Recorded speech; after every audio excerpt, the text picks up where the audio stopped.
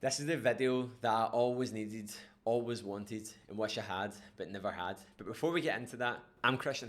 I'm the founder of Ready for Anything, a lifestyle and performance coaching program. And over the last 8 years, I have transformed hundreds of lives. And over the last 3 years since founding Ready for Anything, I've helped clients compete in over 300 combined different fitness events. So before we get into this, just do me a massive favor and make sure that you subscribe to the channel.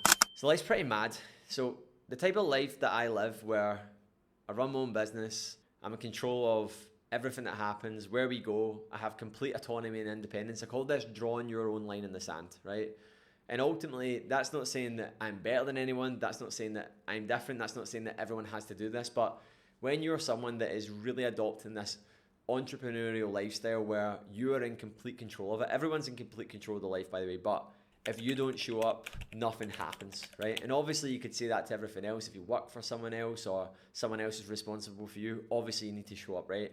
But what I'm talking about is like when I'm sat right now, I'm currently in Cyprus, in a studio, filming a podcast, sometimes baffled, like how did life even get up to this point? And that's what I want to talk about today, because I'm going to take you back to a point in my life a good few years ago now where myself and Ailey were walking underneath an underpass. And at that time, I still lived with my parents. Ailey was living there too. And I was just excited. I was excited about the future. And I couldn't tell you that life was going to end up this way right now where we're working remotely, living all over the world, living a great life, networking and meeting great people. We've got an incredible business that's changing so many people's lives that is just allowing us to live a life to the highest level. I couldn't have told you it was going to look exactly like this, but I could 100% have told you it was going to happen. In that moment in that underpass, I remember I was walking underneath and I was just excited. And I remember I was walking and Ailey was still a hairdresser at the time and we were holding hands. And I remember just being like, God, I can't wait to see where we're going to be in a few years. And this was pre-lockdown. So this is like way past a few years now. Almost kind of like that sort of projection that they had in Back to the Future where they projected what it was going to be like 20, 30 years ahead, and they kind of bypassed it but then didn't bypass it. There was some things that they did bypass and some things that they didn't. I think that's an amazing thing, and it's something that I want you to really listen to today, and I want you to really take into account. You might be going through a point in your life right now where you seem like there isn't a lot of vision right now. The walls are crumbling down. You feel that you're getting backed into a corner. Just think about a point in your life a few years ago where you weren't where you are now, and think about the obstacles and what you've overcame to get to this point now. Stay in the fight, guys. Like, it just keeps going like that, and it's something that I always remind myself of that moment at that underpass, and I remind myself of it when I'm really struggling. So I want to go into the story of today of how I went from the 23-year-old who'd been in the Royal Air Force as an aerospace systems operator for 5.5 years, leaving it in 2017, not having a clue what he was doing, to the guy now. So I think it's really important to go back to my journey and my story a little bit. So I basically wasn't that athletic at school. I don't grudge anyone for it, but I was pushed towards sports that I didn't want to do. I was pushed towards football. I was pushed towards karate. Now, I had a great time. I didn't really enjoy football, to be honest. Like, I don't really have any really fond memories of that. I'd done it for years. Didn't really like it. I was brought up a Rangers fan. Didn't really like that either. I was actually a ball boy at Ibrox, and I had like Rangers wallpaper all over my room. Didn't really even like it that much. And that's because like that's a narrative, and that's what people push on you. And my mum and dad were just proud, and they want to literally pass on their beliefs and stuff as well. But I didn't really find, I would say, sport until I was like in my late teens, like really enjoying it and really doing it off my own back. And that will surprise a lot of people for seeing who I am now and where I am and the type of program we have. Like, I am the most uncliche athletic person ever. Like, didn't really got picked last, wasn't really that interested, was quite soft and pudgy when I was younger. And basically, I found that I enjoyed individual sport a hell of a lot better than I did team sport. It's not that I'm not a team player. I actually really like being part of a team. I've got an incredible team right now inside Ready for Anything. I love being a coach. I love having my clients, having a community. But team sport isn't really my thing. I like individual sport, and that's what I found out. I didn't really know that was a thing. So I reckon if I get, I don't know, you shoulda, woulda, coulda. Like, if I get pushed towards an individual sport, if I get pushed towards like track and running or all these different things, would I have accelerated? I don't know. I don't know if I would have. But anyway, I would say I really found fitness for me when it started clicking when I was like 16, 17. I went to the gym with my uncle every Thursday night. He took me to Porky's in Stewarton, which doesn't exist anymore. It's got a big Morrison's on top of where it was. It's flattened down. Really sad, but it was a proper old school bodybuilding gym. And that's probably where it kicked off for me. I was younger than like 16, but I only went once per week. But my Uncle Shug, who's just one of my mum and dad's really close friends, but he's really close to the family. I called him my Uncle Hugh. He's a great guy, and he really, really influenced me to just be fit. He was a great runner, ran a lot of miles. Like, way beyond his time with that as well for someone that wasn't actually like properly trained in it. Like he just ran a lot and he loved it. And I ran my first 10K with him, and I done my first ever fitness event when I was 16. I done Survival of the Fittest in Edinburgh. There's actually a picture that I'll pull up right now, my little mullet. But yeah, it's mad to think back that far. That is literally over 50% of my life away. Well, coming up on that, I'm 32 this year, so that'll be coming up to half of my life away, which is mad to even think about it. So I'd say it's probably around that time it kicked off for me. And I'd always had this idea of joining the military, and I don't know, like I like the idea of service before self. I like the idea of like a bigger picture, and I still do now. I'm really driven by essentially a higher purpose and like a level of significance. And I didn't really know that back then, but that's what really kind of drew me towards the military. Not really many of my family had been in it. My mum's cousin Scott was in the Air Force, and my dad's brother was a lieutenant commander in the Navy, and he left around the time that I joined. In the nuclear submarine. So I didn't really have like a big military background, but I kind of liked that idea, and it was great. It was absolutely epic. I joined there in 2011, and it's such a long time ago, man. 2011, and it was like the school of hard knocks, man. Like, and I really give myself a hard time sometimes because I talk about the Air Force. I'll put up a picture right now when I was there, and like when I graduated, that was the 15th of November 2011 that was, man. It was hard. It was so hard. So I didn't really understand what discipline was. Like I'd heard of it, but I was 17 years old. I didn't really get it. And a lot of people don't. And it's something that I explain to clients when they're really starting to realize that they have to show up and they have to persevere, because people tell you the reason why they couldn't do something or why they're pulling out or why they're changing direction with such validity behind it. And you're like, that's the point. It's hard. And a lot of people are like, no, but this happened. This happened. You're like, that's the point. You have to, discipline, to best describe it, as being able to say no to something you really want to say yes to. And that's what I really learned in the military, is like showing up one day at a time, getting your head down, because our basic training, I think, was 9 weeks at the time. I think it's like 10 weeks now. It was 9 or 10 weeks. And I remember just being like, God, how am I going to get to the end of this? And I was anticipating loads of things. I remember just getting into this mindset of like, just get to tomorrow. And for me, that really, like, it done a lot for me as well. And then after that, I ended up going to a unit at RAF Beaumont where I spent the next 3 years. And that's where I done my phase 2 training. And that's where I ended up becoming permanent staff there.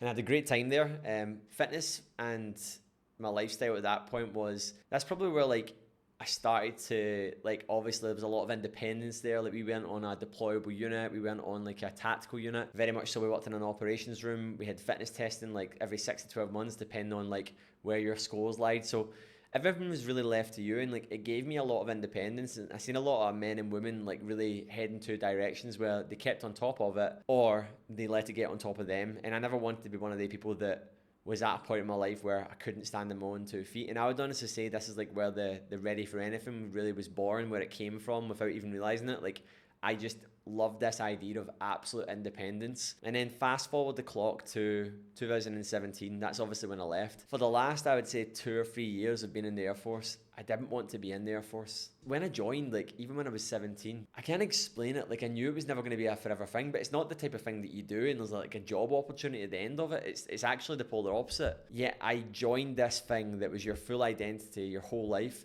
And as I was in it, I met other people like that. And like I would call someone that's like in forever a lifer. They're a total lifer. I was not a lifer. I was looking at like people's lifestyles that were older than me, in their 30s, 40s. I was obviously, remember, I was a teenager when I joined this, right? Into my early 20s. And I really didn't want what they had. I didn't want to get married and live in the patch. I didn't want to buy a home in a place that wasn't even going to spend that much time in. I didn't want to have unpredictability of where my location was going to be, not on my own terms. I didn't want to have to go away to the bloody Falklands. The older I got as well, the more I questioned like politics and war. Now I'm not really political, but like it's mad. And like when you're kind of like, my only experience really of like actual wartime was in 2014. I got deployed to an American unit, which was coalition mission, which we basically were 9 Brits, and there was like 3,500 people on the base.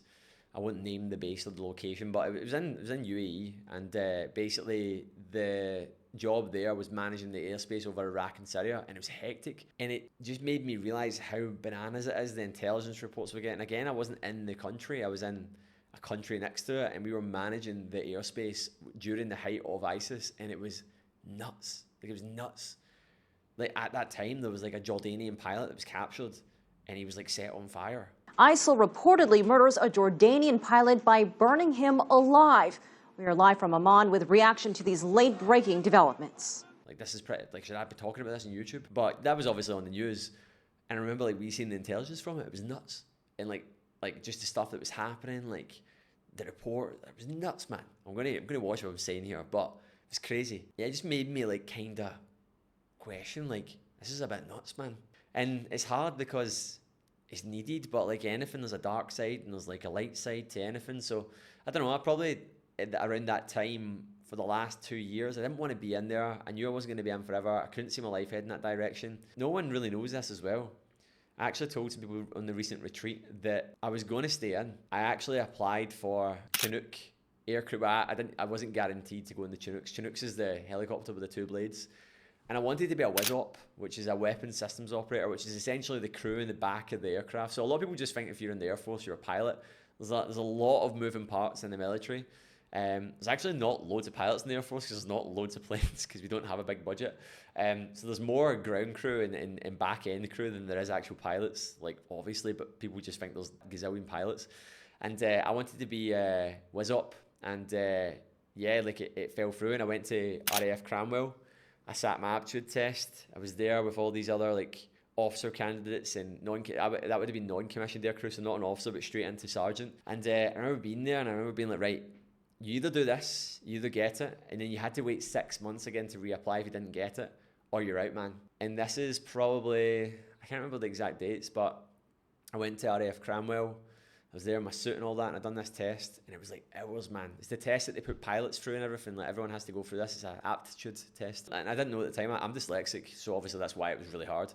And I failed for WISOP, but I actually passed for a few other trades. I passed for air traffic control.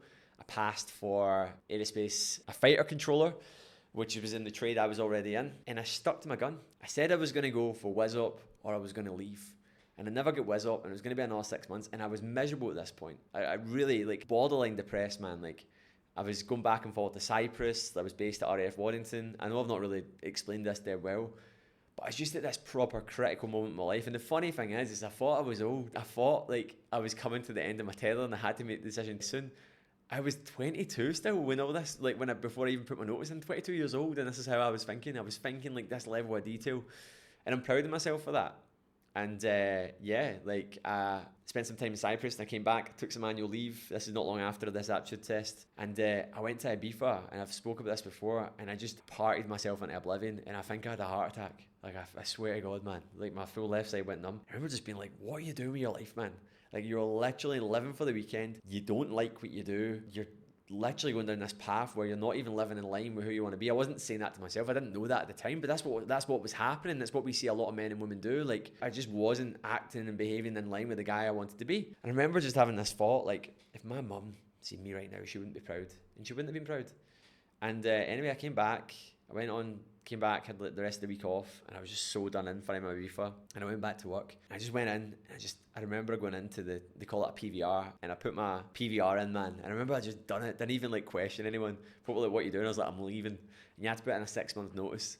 And that's when I met Ailey. I met Ailey not long after that. I was back home on some time off, and I met her in Pictures nightclub. And yeah, man, like, it was crazy. Like, and then obviously, actually when I met Ailey, I was like, don't worry, they're not going to send me away again because, like, I'm leaving and I've put my notice in. And I went back after that week after getting all literally lovey-dovey with Ailey. And they're like, Kristian, you need to go out to Cyprus for the next few months until you leave. And I was only in a small section, so I had to go out because I would have been letting down the rest of the team if I didn't go. And yeah, I went and just studied, trained, and I built a little case study. Actually, I trained a few of the guys, helped them get in good shape over a good few months, and I actually built myself a little case study, which I'm proud of. I should probably dig that out somewhere. Phil and Jay, and I remember I trained them, man, and got wee before and afters and stuff. But yeah, and I went and spent some time out there, and then I came back and I left in the March, and I always remember leaving the base, and I was so upset. like I was so upset leaving the base. Like I was so ready to go, and I was like resenting it. Like I actually became like pure anti-establishment. Like I was just totally like, this is ridiculous. Like you don't have any independence here, and like I began to resent it so much. But as I left, I started crying, man, when I was going out in the car, and I actually had another guy with me because I was giving him a lift back. I was driving, I remember just being like uncontrollable, like, just upset, like, oh my god, this is the last, like, what am I doing? Like, and that was my first sort of big experience of really like kind of stepping into the big bad world, because I didn't feel like I was in the big bad world. I felt like I was in this like umbrella. I felt like I was protected. I felt like I was this person. I was in the Air Force, and like that was me really realizing what it felt like to really go through like a bit of an identity crisis, like what I would kind of label it as now, little been known to me at the time. And anyway, yeah, I kind of like left there, and I went and done started my PT course the Monday. I left on the Thursday. They let me go a day early. I was on terminal leave, so I was still getting paid for the RAF for like 6 weeks.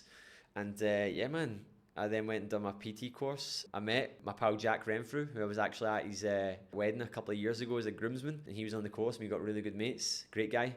And he's absolutely jacked now. He must be about 30 kilograms heavier than what he was when I met him. It's crazy, right? He's like bodybuilder, and crazy transformation. And basically we really hit it off, and I done my PT course, and this is like a 6-week intensive course. I've been studying for it, and during that I started applying for jobs. Applied for jobs at Nuffield, what's the David Lloyd, all these different gyms. And I just knew I wanted to be a coach. I knew I wanted to do fitness, and I knew I had to do something. And I went to Lifestyle Fitness in Kilmarnock, and I went for an interview there. I thought it was for an employed role. Turns out it was for having your own business, and I didn't know that at the time. I did not know, and the guys were they were impressed by me. I always remember it. Kieran and Kevin were interviewed me. Actually, I've not seen Kieran in years, but I still occasionally see Kevin and bump into him, talk to him. He's got his own facility now. And basically, they were just like, mate, you're switched on. I'm a switched on guy, obviously. And they were like, I turned up in a suit, turned up in like with my case study, my folder, all my credentials.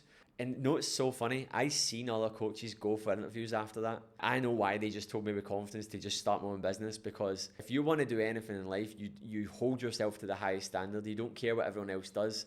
You do what you think is the absolute best, and you will always stand out. And that's the biggest lesson from that. And yeah, like I then started my coaching journey, and I wouldn't really say it was like a business. I wouldn't really, like, I would say I was more exchanging time for money, and helping people, and just figuring out my craft, and just messing about with it and having a lot of fun with it. And I'd done that for the first few years, but again, started to upskill myself. I got a coach in like 2018, and I really started to go through a big change. But 2019, old habits, they die hard, don't they? Start creeping in. I realised that I was kind of living like two folk. I was still partying and stuff like that. I was like looking for this like false ledge at this point where I could just chill out and keep my legs up. And around that time, I'd been doing a lot of I really started to discover different people. Big influence in my life, Jamie Alderton, really good coach. I put his Instagram up there. And James Smith, anyone in the fitness world knows James Smith. And I remember just being like totally my eyes open by these people. And yeah, that's when I really started kind of taking business a lot more seriously, and really kind of going for a paradigm shift with that, and just taking myself more seriously as a business owner. And I think the biggest thing I want you to take away from this is that nothing happens like that. The better you get at things, like I would say things happen like that now more for me because of all these years of experience, all these years of mistakes, setbacks, tolerating things. You learn the lessons. And I really understand the saying, and people laugh at me saying this at 31 years old. I understand the expression, youth is wasted on the young. I just understand it. I get it, because if I knew what I knew now, I wouldn't be here, and I'd be further ahead, but I didn't. And that's the full point of it. You have to learn and go throughout. And yeah, like I started really understanding the value of putting myself in the right rooms with the right people.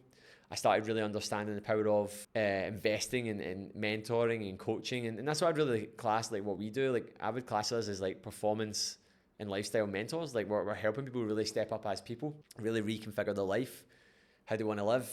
And we're just using the sort of blueprint that we do. We'll help you, we'll turn you into a savage, but we'll also teach you how to demand more for yourself so that you can take that into every other part of your life, because that's exactly what I've done. And it's been great. And yeah, man, like it's just been a whirlwind. I feel like lockdown was one of the best things that ever happened to me, because it made me take even further relentless action. It kind of put me back into the mindset, that hunger that I felt when I first left the Air Force, where I was like really forced to make my own, what I called the line in the sand.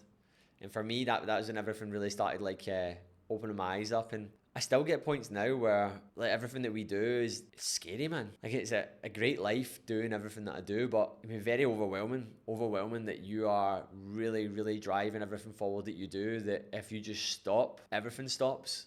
And I love it, and I'm not going to stop. But yeah, man, like you go through all these different points over the years that the secret sauce, guys, right, is get around folk that are doing what you're doing. That's the secret. The secret is just getting around people, be in their presence, be in the world, just learn from them. Identify the type of success you want in your life, know what that type of success is, and find the people that are doing that. And you don't have to be in the world. That's the beautiful thing now about being online. You can be in their pocket. You can be in their WhatsApp. You can get Zoom calls with them. The thing that has just gave me so many unlocks in my life that has got me from where I was to where I am now is just continually developing myself, not accepting, and if I have got to the point, like I said in Ibiza, where I was going down a route that I didn't like, because we still do that and it still happens, I just went, no, I'm changing direction, I'm demanding more of myself. And yeah, so that is the journey of how I started from a guy at 22 years old that punched in his, I'm leaving the Air Force, being in there clueless, to where I am now in life. And yeah, I want to help more people utilize fitness as the gateway drug so that they can go on a similar journey where they can level up as a person, where they can take that into their life and understand that there is no limits. And that's what Ready for Anything is to me. Ready for Anything initially started off as this thing that was about physical and being independent, and it's independence in every single part of your life. So yeah, guys, if you enjoyed this, please leave your thoughts in the comments below, what you took away from it. If you're interested in working with us, hit the link below, apply. They're maybe running an offer right now, and hit subscribe to the channel, because I need you to do that. I want you to subscribe to the channel. Anyway, guys, see you later. Goodbye.